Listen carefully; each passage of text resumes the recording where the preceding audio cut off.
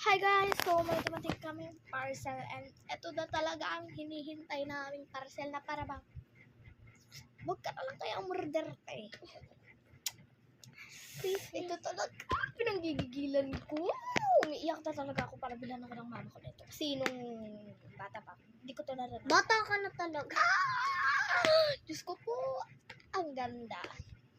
Pero mali yung pinadala. Pero maganda. O, tingnan nyo. Parehas kami. Diba? Melody yung na-order nila sa kanya. Sa akin, Kurami. Uy, kurumi talaga akin. O, sa iyo, Kurami. Sa akin, Melody. Kurumi yan!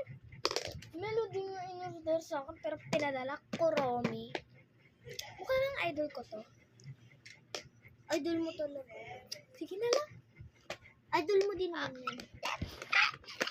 Let's open it. Oh yeah, sama force. Sa akin birthday. So, sige, sa kanya na muna. Sa kanya birthday. Ito yung salamin. Tinanggal ko muna yung plastic. O, pakita mo yung shade.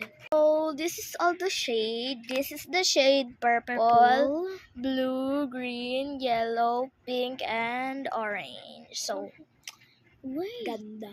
Yung glitter. Wag na yung glitter. So, pakita mo yung baba. Pakita mo yung baba. Yan! Oh, display lang yan, heart. Tapos ito, glitter. Ito pang ano sa kamay. Eme. Tapos may dalawang lipstick and may purple. Ay, purple. Pink cutex.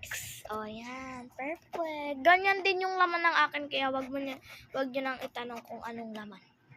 Ang cute ng shades. Okay na yan. Pakita mo pala yung shade na. So, ito yung color ng dalawa. Ito yung red. Ito yung pink. O, Light diba? pink yan, guys. Light pink yan. Oh, may cutex pa yung kamay. Ang galing. Oh, yeah. Hindi ko pa nakikita. Mas bet ko yung shade na itong pink. Light kasi. Oo. Pero ang ganda din naman. Oh, maganda din naman siya. So, panoorin nyo na lang yung Get Ready With Me ko lang. Hindi siya kasama. So, gagawa pa lang siya ng Get Ready With Me. Okay, bye. Oh, bye!